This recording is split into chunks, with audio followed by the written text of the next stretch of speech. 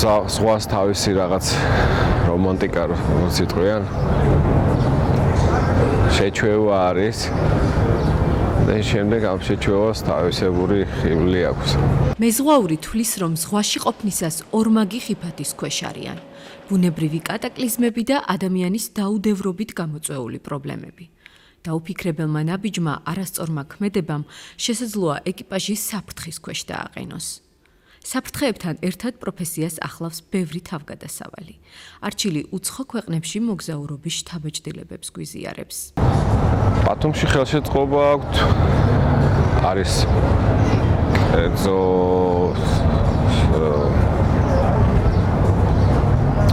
ოფისები, რომლებიც ასაქმებენ მეზღვაურებს და ამით წინსვლა ხდება და ამით ხელშეწყობა ხდება დაკავშირება უცხოელ დამქირავებლებთან და ხდება დასაქმება ძალიან ბევრი მეზღვაურის, ქართველი მეზღვაურის.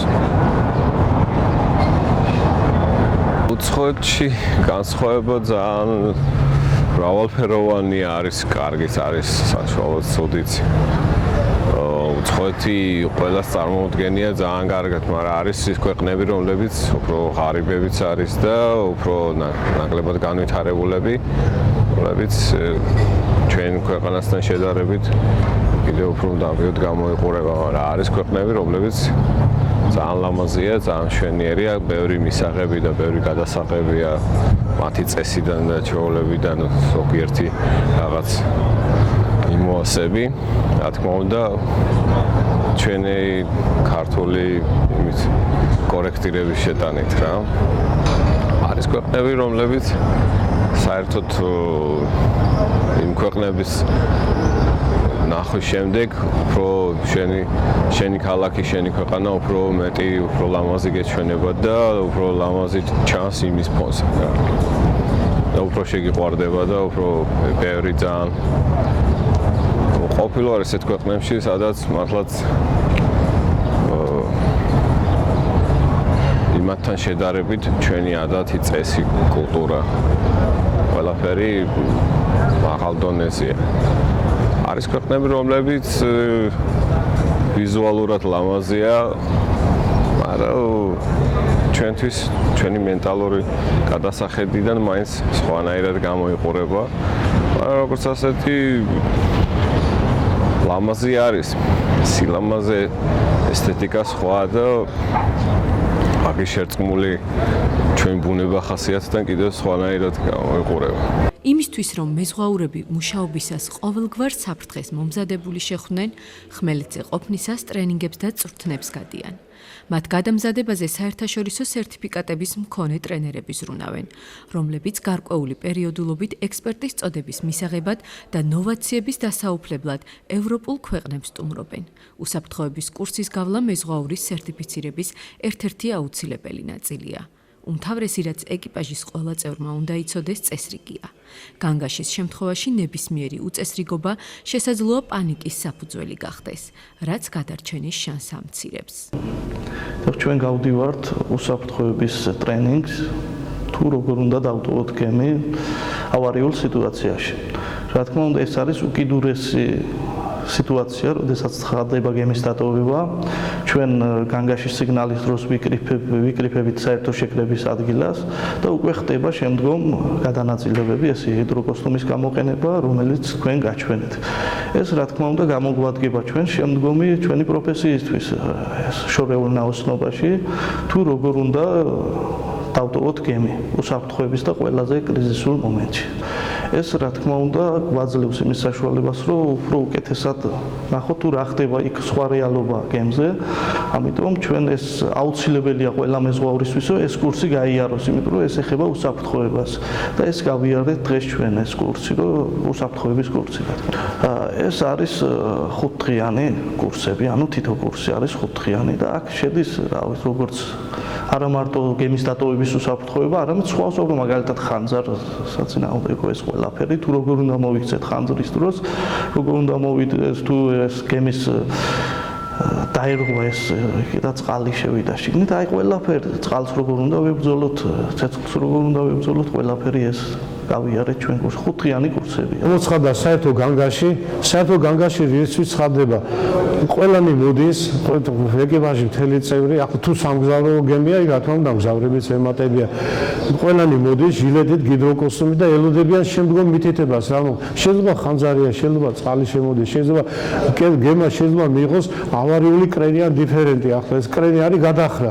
აი მარცხნივ გადაიხრა მარცხენა კრენი, მარჯვენა კრენი და ან დიფერენტი ესეთი ხობა. შეიძლება იყოს ავარიული, რომლის შემდეგ შეიძლება გემი ამოყირავდეს ან ჩაიძიროს. ამ შემთხვევაში ხდება გემის დატოვება. გემი შეიძლება შეჟდეს, მეჩეთზე შეჟდეს, შეიძლება ნაპირზე გაირიყოს და ასეთი შემთხვევები. ახლა შეკრების ადგილას მოვიდა, შეკრების ადგილს master station ქვია, assembly station-ის ქვია და ხდება ამოძახება, როგორც მე მოგახსენდა, ყველანი ადგილზეა და მე ელოდებიან განკარგულებას, რა ხდება? თუ ხანძარია, ხანძარს ვებრძოლო, თუ წყალი შემოდის, კორპუსი მოიშალა, წყალს ვებრძოლო და ასე შემდეგ. თუ კაცი ბორტის გარეთ გადავარჩინო და ასე შემდეგ. აი ეს პროცედურა იყო აქ ნაჩვენები. ჩაიცვენ, მე ყველაფერი უნდა მოხდეს ორგანიზებულად. ყველაზე ცუდი არის პანიკა. პანიკა ადამიანთა რაოდენობის 1-დან 3%-დან ვარდება ძლიერ პანიკაში. ეს ყველანაირი მეთოდებით უნდა აღიკვეთოს. აი ტიტანიკი ყველას გაქვს ნახე, ხო არის ესეთი პროცესი, რომ დაიწყო პანიკა და ლიკვიდაცია მოხდა. ჯობია 1-2-3 კაცი ლიკვიდაცია, ვიდრე ათასობით სამაშველო რეგიონზე სატრანსპორტო გემებზე ათასობით კაცია. ყველანაირად უნდა ეცადოთ, რომ პანიკა არ იყოს. უნდა მოხდეს ორგანიზებულად ჩასვლა. აი მაგალითად ეს არის ტივები, სამაშველო ტივი არის გადასაგდები, არის ჩასაშვები. ახლა ეს თვერონახით ეს არის გადასაგდებითი ტივი, ეს არის კონტეინერში გადააგდებ, გამშვები თოკი აქვს, მოკაჩავ თოკს და გაიბერება ავტომატურად 25-30 წამში ტივის გაბერვა ხდება. უნდა მოხდეს ჩასვლა. შეიძლება ჩახტომა, აი სამაშველო ჟილეტის გიდროკოსტუმში შეიძლება ჩახტომა, მაგრამ ჩახტომა არის უკიდურესი ზომა, უნდა ჩავიდე. ამისათვის არის შტორმტრაპი, ალბათ გაგონილი გექნება შტორმტრაპი, არის ჩვეულებრივი თოკი, კვანძებიანი თოკი. თუ ესიც არ არის, არ შტორმია და ესეც მოგლიჯაშლა და არ არის შტორმი, შეიძლება სახანძრო სახელო, აი შლანგებს რო იძახიან, სახანძრო შლანგი, ქართულად სახანძრო სახელო. აი იმეჩა ჩასვლა, აი რატო ჩასვლა და არა გადახტომა. რამდენიმე მიზეზს გამო გემის დატოვება ძალიან რთული ამბავია. ტეორიებსაც გააჩნია რა, დღისით მოხდება თუ ღამით. კარგი ამინდია, კარგი ამინდის, უხარო ამინდის ზღვაში შტილი ქვია. შტილიანი ამინდია თუ შტორმია. აი ყველაფერს და თუ შტორმია, ქარია, ესეთი ღამე ხდება, ძალიან დიდი სტრესია ეს დაძაბულობა და აი გადახტომაზე შეიძლება კაცი სწორად ვერ გადახტეს. გადახტომასაც თავის წესია, როგორ ხდება კაცი გიდროკოსტუმში. ფეხები ერთად ცოტა მოღუნული, ჯერ უნდა შეხედოს სად ხდება რამე სხვა იმაზე უსაფრთხო ადგილი თუ არის, მე ღრმა შესუნთქვა, მე ჟილეტი რო აცია, ჟილეტი უნდა ჩამოქაჩოს და უნდა გადახტეს ფეხები და შეიძლება რამეს დაახტეს საგან, შეიძლება ფეხების მაგივრად ან თავით ჩახტეს ან გვერდით და შეიძლება არასწორად სტრესია, პანიკაში ადამიანი. ამ შემთხვევაში არ არის რეკომენდებული. კიდევ არ არის რეკომენდებული, იმიტომ რომ ზღვაში წყლის ტემპერატურა არის 16-18 გრადუსი, მეტი არა. აი ტროპიკები სხვა ამბავია. 16-18 გრადუსი ეს წყალი ცივია. ადამიანის ტემპერატურა არის 36-36, ხო? ჩახტა ცივ წყალში, მოხდა ტემპერატურის კეთილცვლილება, აი თბილი სხეული, ცივი წყალი და კი აცვია გიდროკოსტუმი, ჟილეტი, მაგრამ მაინც მოხდება კეთილცვლილება და აი თუ რო დაინახეთ, რო ჩადიოდა რა, ნელ-ნელა ეჩვევა ცივ წყალს და აი ამისთვის არის ეს. ზღვაურობა არის საერთაშორისო პროფესია და შესაბამისად საზღვაო სასწავლებლები, რომლებიც ფუნქციონირებს საქართველოში, მათ შორის ჩვენი ბათუმის ნავიგაციის სასწავლო უნივერსიტეტი ამზადებს საერთაშორისო დონის მეზღვაურებს. რას ნიშნავს საერთაშორისო დონის მეზღვაური? ძირითადი დოკუმენტი, რომელიც არეგულირებს საზღვაო დარგში მეზღვაურების სწავლებას და განათლებას, არის მეზღვაურთა მომზადების, დიპლომირების და ვახტის გაწევის შესახებ საერთაშორისო კონვენცია. ეს არის ძირითადი ფუძემდებელი დოკუმენტი, რომელშიც გაწერილია მინიმალური მოთხოვნები მეზღვაურის განათლებასა და სერტიფიცირებასთან მიმართებაში.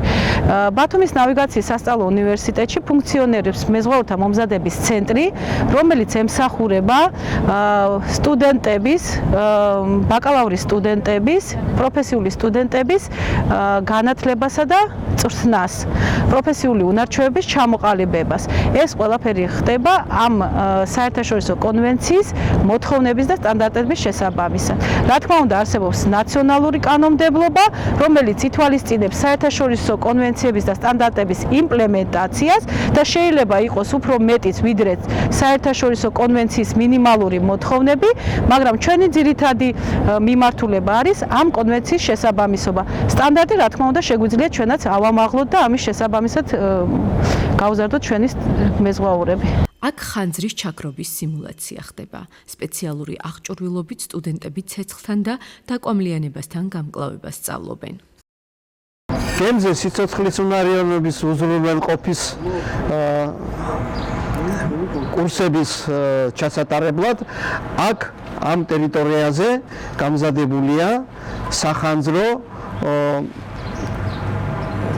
სისტემის, ესე იგი, ყველანაირი საშუალება, რომ სტუდენტებს ვაჩვენოთ თუ როგორ უნდა ჩავაქროთ ხანძარი სხვადასხვა სიტუაციებში. ხანძრის შემთხვევაში თუ დაკვამლული სივრცე გვაქვს, ამის სპეციალური სავარჯიშო კონტეინერი გვაქვს, სადაც ჩვენ შეგვიძლია კვამლი გენერატორის მეშვეობით დავაკვამლიანოთ ის სივრცე და სტუდენტებმა პრაქტიკული მეცადინეობის შედეგად მიიღონ მონაწილეობა სიმულირებულ ხანძრის დაკვამლულ სივრცეში, რომ როგორ უნდა იმოქმედონ. აქ გვაქვს აგრეთვე ორი სპეციალური ქვეშები, სადაც ვახდენთ სიმულაციას ხანძრის ჩასაქრობად. და ახლა ყველანაირად ვცდილობთ, რომ ეს პრაქტიკაში მიახლოებულ სიტუაციას, ესე იგი, დაუკავშიროთ. აქ გვაქვს სახანძრო სისტემის ჰიდრანტი, წყალი და შეგვიძლია ეს ახლა ჩავაქროთ. ეს გემიდან ევაკუაციის ერთ-ერთი ხერხია. გემზე შესაძლოა სხვადასხვა სახის ავარიული სიტუაცია შეიქმნას. საგანგებო მდგომარეობის გამოცხადების უფლება მხოლოდ კაპიტანს აქვს. საერთაშორისო კონვენციის მოთხოვნაა, რომ გემზე ავარიული სიტუაციიდან გამოსვლისთვის საჭირო ყველა ხელსაწყო იყოს. თუ გადარჩენის ყოველი მცდელობა უშედეგო გამოდგა, კაპიტანი გემის დატოვების ბრძანებას გასცემს. აქ ტარდება ტრეინინგები, წვნები გემის დატოვების შემთხვევაში. გემის დატოვების შემთხვევაში გადადიან კოლექტიური სარგებლობის სამაშველო საშუალებებზე, როგორც არის სამაშველო ტივები და სამაშველო ნავები. სამაშველო ტივი, აგერ თვითონ თქვენ თვალწინ არის, ეს არის 6 კაციანი სამაშველო ტივი. ხდება ცხადდება საერთო განგაში, ყველა მთელი ეკიპაჟი მთლიანი შემადგენლობა და ყველა იკრიბება შეკრების ადგილას, მინის შეკრების ადგილას. აქ მე ხდება ამოძახება, სის ამოძახება, შეიძლება რაღაც მიზეზის გამო ვერ მოვიდა, ან ვერ გაიგო განგაშის გამოცხადება, ან ტრამირებული, ან სხვადასხვა მიზეზის გამო შეიძლება ვერ მოვიდა. და ამისათვის თუ ვინმე ვერ მოვიდა, მე უნდა მოიძებნოს და მოიყვანოს. გემის დატოვების განგაშის გამოცხადების უფლება აქვს მხოლოდ ერთადერთ პიროვნებას, მხოლოდ კაპიტანს. სხვას არავის არ აქვს. კაპიტანი როდესაც ჩათვლის, რომ უკვე გემზე ყოფნა საშიშია და გემზე ყოფნას ჯობია სამაშველო კოლექტიური სარგებლობის სამაშველო საშუალებებში ყოფნა, როგორც არის სამაშველო ტივი და სამაშველო ნავი, მაშინ აცხადებს გემის დატოვების განგას. გემზე შეიძლება შეიქმნას სხვადასხვანაირი ავარიული სიტუაციები.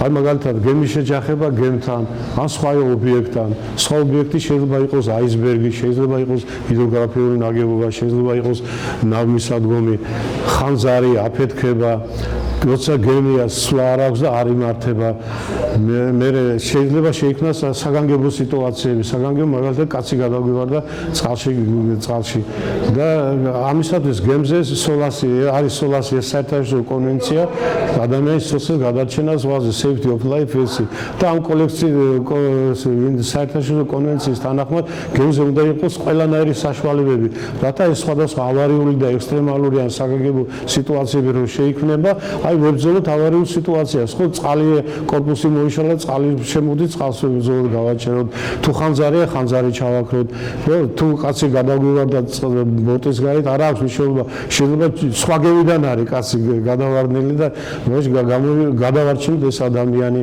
და აი ყველანაირი საშუალებები არის რომ ხანძარს ვებრძოლოთ წყალს ვებრძოლოთ კაცი გადავარჩინოთ და როგორც მოგახსენებთ უკვე კაპიტანი ჩათვლის რომ ეს ჩვენი მოქმედება ეკიპაჟის მოქმედება უშედეგოა მაშინ ის აცხადებს მისი განკარგულებით ცხადდება გემის დატოვების განგაში ანუ სამაშველო ნავის განგაში გემზე არის ყველანაირი საშუალებები როგორც ვებრძოლოთ ავარიულ სიტუაციებში არის ცეცხლმაქრები ხანძარს ვებრძოლოთ არის წყალი თუ შემოდის წყალი გავაჩეროთ არის სამაშველო საშუალებები ძირითადად ორ ჯგუფად იყოფა კოლექტიური სარგებლობის სამაშველო საშუალებები აი სამაშველო ნავები და ინდივიდუალური სარგებლობის სამაშველო საშუალებები ჰიდროთერმული კოსტუმი სამაშველო ჟილეტი თერმოდამცავი ტანსაცმელი ჰიპოთერმიისაგან ანუ სხეულის გადამეცივისა დამცავი ტანსაცმელი და სამაშველო რგოლები უპირველეს ყოვლისა უნდა იცოდეთ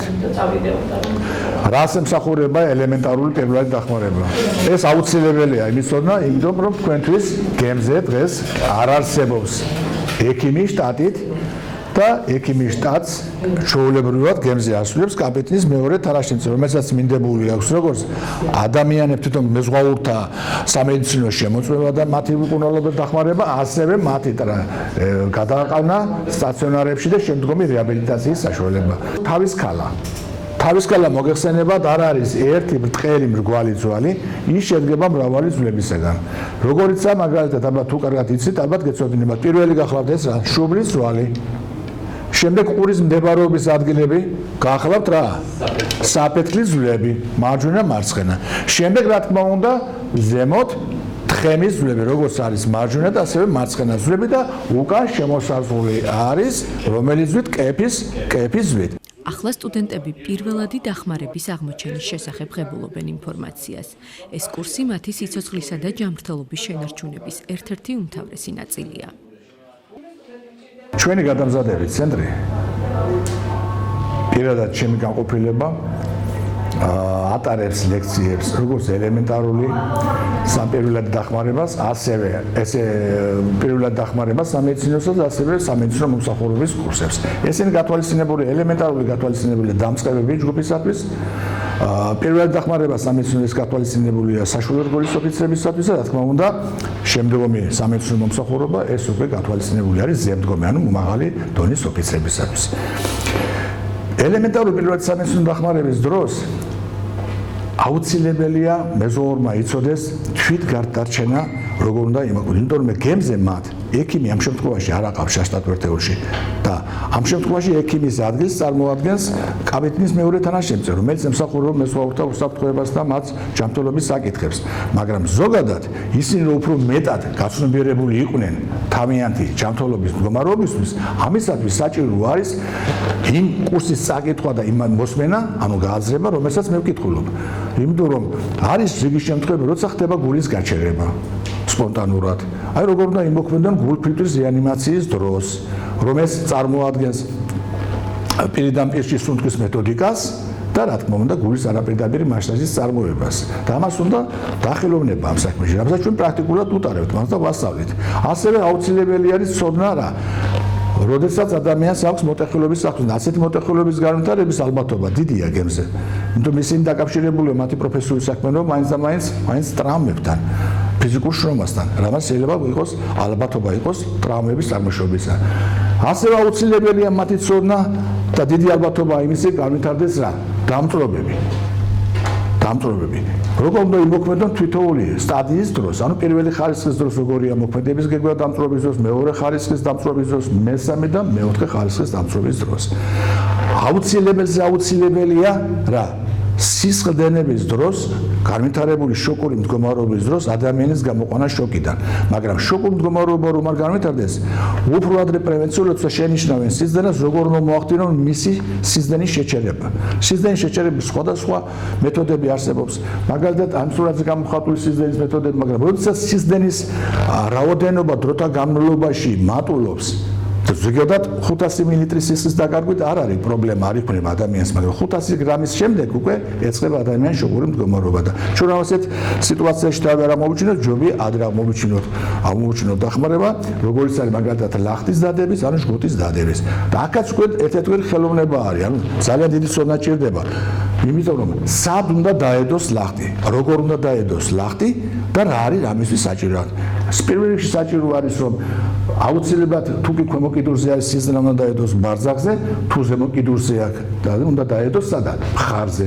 რატომ არ შეიძლება მაგალითად რომ წვივის არტერიის დაზიანების შედეგად დაედოს მის ზემო წვივის არეში, ან რატომ არ შეიძლება ზემო კიდურის დაზიანების შემთხვევაში დაზიანებულია დაედოს მაგალითად თვითონ წინაპარზე. იმიტომ რომ აქ უკვე ანატომიას მიტომა აქვს წამყვანი მნიშვნელობა და მიტომ დავიწყე ანატომიიდან სწავლა, რომ ამ შემთხვევაში ჩვენ გვაქვს რა აი თუ შეხედა ჩონჩხოვან განვითარებას გვაქვს ბარძაკის ზვალი 1-ია და ხრის ზვალი 1-ია და როდესაც ხდება აქ დადება ლახტის ამ შემთხვევაში ხო ან ამ შემთხვევაში აქ არის ორი ძვლისაგან შედგება დიდი ძვლის მაშუარის არის ნაპრალონის სივრცე და ლახტის დაჭერის შედეგად შეიძლება სიზარდო მოექცეს ამ სიცარიელეში მივიღოთ ჟანგბადის გადაკეთების შედეგად გალოჟდება კიდური, მაგრამ სისხლდენა ისევე გაგრძელდება. უსაფრთხოების ტრენინგები მეზღვაურებს გემზე თვით გადარჩენაში ეხმარება, თუმცა არსებობს პრობლემები შრომის უფლებებთან დაკავშირებით. საზღვაო ტრანსპორტის სააგენტოს დირექტორის მოადგილე საუბრობს, რომ მეზღვაურებს უფლებების დაცვა ყველაზე მეტად ჩვენი ქვეყნის ფარგლებს გარეთ ესაჭიროებათ. რა თქმა უნდა, ჩვენ ზოგადი კანონმდებლობა გვაქვს, როგორც ნებისმიერ ჩვენგანს იცავს საქართველოს ტერიტორიაზე, თუმცა რა ხდება მაშინ, როცა ეს მეზღვაური მიდის საქართველოს ფარგლებს გარეთ, სხვა სახელმწიფოს დროშის ქვეშ დაცურავს და იქ ესაჭიროება მას უფლების დაცვა. აქ რა თქმა უნდა, რამდენიმე კომპონენტი მუშაობს და პირველი ეს არის ის, რომ დროშის სახელმწიფო უნდა იყოს პასუხისმგებლიანი. და ასევე მეზღვაურის სახელმწიფო უნდა იყოს, ვინც გაუშვა მეზღვაური, ასევე შესაბამის საერთაშორისო სტანდარტებთან. რას ვაკეთებთ ახლა ამისთვის? ეს არის პირველ რიგში ის, რომ მეზღვაურების დასაქმების პროცესი, ანუ არის დაფუძნებული ჩვენს მიერ გაცემული სერტიფიკატების აღიარებაზე.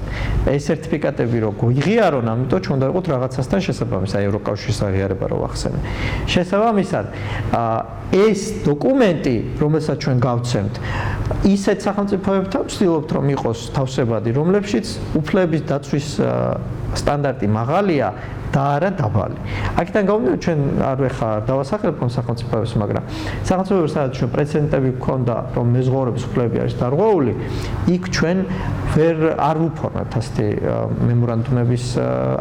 მემორანდუმებს და შესაბამისად არ ვუშვებთ ასეთ გემებზე ჩვენს მეზღვაურებს, თუმცა ეს არის ოფიცრების დონე. და რიგითების დონეს ასეთი მემორანდუმის გაფორმება არ ესაჭიროება. შესაბამისად, რიგითები არის სწორედ ის ბაზა, რომელსაც ყველაზე მეტი დაცვა ესაჭიროება და აი ამ რიგითების მიმართულებით, რომ მე უკვე გითხარით, რომ სახელმწიფოს პრიორიტეტი არის, რომ მაქსიმალურად რიგითების რაოდენობა იყოს, რა თქმა უნდა, სტაბილური, იმიტომ რომ ეს გვესაჭიროება, მაგრამ ყავდეს რაღაცა უფრო მეტი მაღალი დონის მეზღვაურები, იგულისხმება მენეჯმენტის დონის მეზღვაურები, მართვის დონის მეზღვაურები და აი აქ ჩვენ გვაქვს სწორედ მეზღვაურთა დასაქმების შესახებ საქართველოს კანონი, რომელიც დაახლოებით 2 წლის განმავლობაში ეტაპობრივად დაინერგება ქვეყანაში საერთაშორისო საზღვაო შრომის კონვენციასთან ერთად, რომელსაც საქართველო დანერგავს. და რა თქმა უნდა, აქ აუცილებლად უნდა ვისაუბროთ საკროინგო მომსახურების რეგულირებაზეც, იმიტომ რომ ეს არ არის სფერო, რომელიც კლასიკურად ახორციელებს პირის დასაქმებას საზღვარგარეთ, ეს არ არის შრომის მიგრაცია. ეს არის სერვისის ექსპორტი, ანუ მეზღვაურები ახორციელებენ მომსახურების ექსპორტს საზღვარგარეთ და ბრუნდებიან უკან. და არა მიდიან მაგალითად და განსაზღვრულადით სხვა სახელმწიფოში მუშაობენ.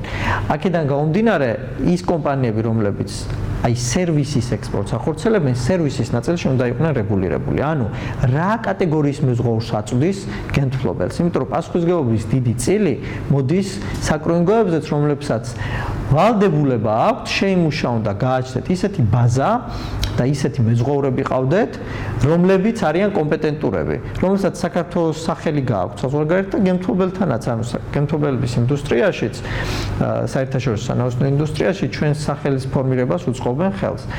აქედან გამომდინარე უნდა დარეგულირდეს ასევე მომავალში 2 წლის განმავლობაში ესეც საკრუინგო საქმიანობა და გახდება ეს სანებართო საქმიანობა, რომლის განხორციელების უფლებაც არ ეკნებათ პირებს, თუ კი არ მოიქცევიან საზღვაო ტრანსპორტის სააგენტოს რეგულირების ქვეშ. რა თქმა უნდა ვიცით პრობლემების შესახებ. ისიც ვიცით, რომ მეზღვაურების დასაქმებაში საკრუინგო კომპანიები ხშირად ირთხოვენ ანაზღაურებას, რომელიც არის რა თქმა უნდა გაუმართლებელი არა სამართლებრივი თვალსაზრისით, არამედ მორალური თვალსაზრისით, იქიდან გამომდინარე, რომ გემთმფლობელი ისედაც იხდის ამ მეზღვაურის დასაქმებაში ფულს. ანუ თითოეული მეზღვაურის დასაქმების შემთხვევაში საკრუინგო კომპანია იღებს გემთმფლობელიდან ანაზღაურებას. აქედან გამომდინარე, დამატებით რაიმესთვის მეზღვაურზე დაკისრება და გადახდევინება არ არის სწორი არც მორალური თვალსაზრისით და არც იმ ხელშეკრულების თვალსაზრისით, რომელსაც ისინი გემთმფლობელთან აფრმებენ.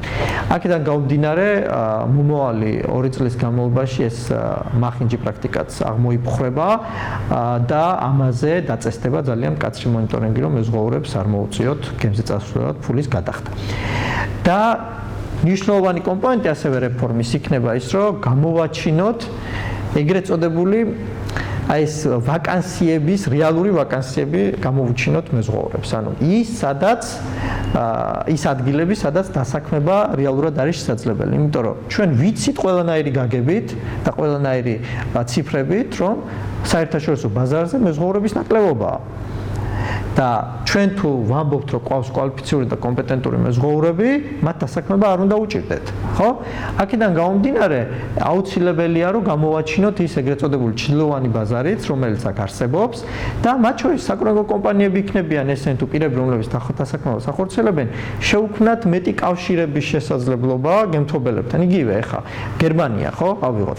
გერმანიამ გაგვიფორმა მემორანდუმი დასაქმების, რომელიც აძლევს ძალიან მაღალი დონის სოციალურ გარანტიებს, ხო?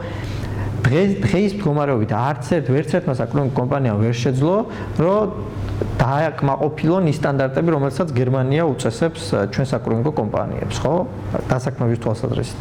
აქედან გამომდინარე, აქ უკვე ჩვენ გავდივართ იმ დონეზე, სადაც არა მარტო მეზღვაურების კომპეტენციის საკითხი დგას, არამედ არ შეიძლება ყოველმა მეორემ აკეთოს საკრუინგო საქმიანობა და ეს აკეთოს მხოლოდ იმან, ვისაც ამის კეთება ესმის.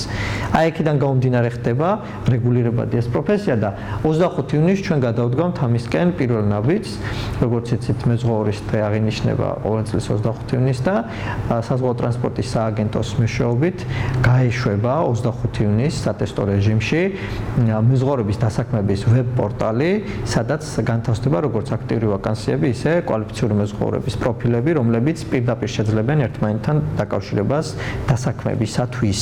იმისათვის, რომ კარგად დასაქმდნენ, ანაზღაურება და უსაფრთხოების ხარისხი მაღალი იყოს, მეზღვაურებმა კონტრაქტზე ხელის მოწერამდე პირობები გულდასმით უნდა წაიკითხონ და მაღალი გარანტიების გარეშე დასაქმებაზე არ უნდა დასთანხმდნენ.